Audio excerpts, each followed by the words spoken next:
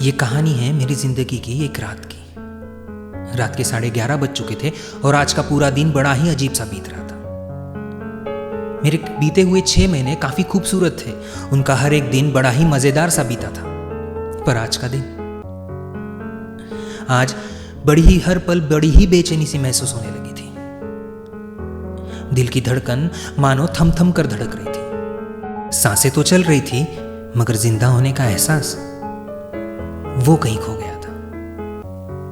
दिमाग मानो कहीं किसी जगह रुक सा गया था।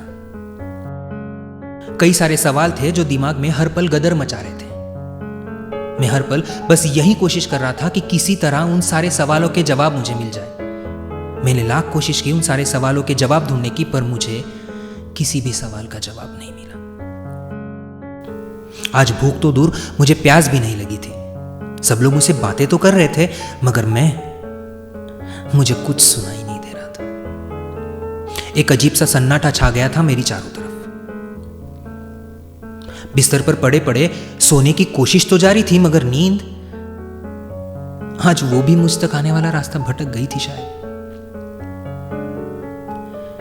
दिल की धड़कन तेज होने लगी थी, सांसें रुकने लगी थी, बेचैनी बढ़ने लगी थी, और तभी मेरे फोन की घंटी बजी। पर मैं तो अपने सवालों के जवाब ढूंढने में लगा हुआ था। फिर थोड़ी देर बाद फोन की घंटी बजी। रूमी बाहर आया, उसने फोन उठाकर मेरी आंखों के सामने रखा।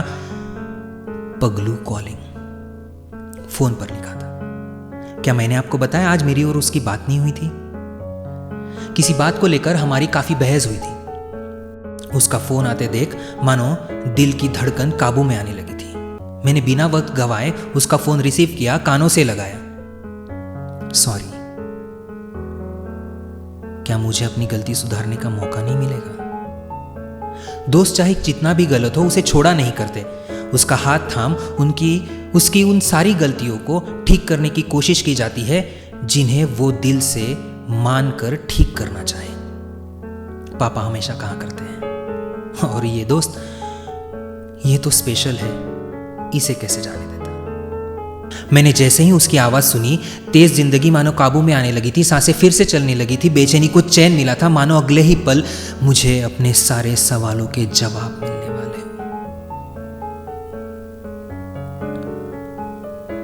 क्या उसने आज खाना खाया?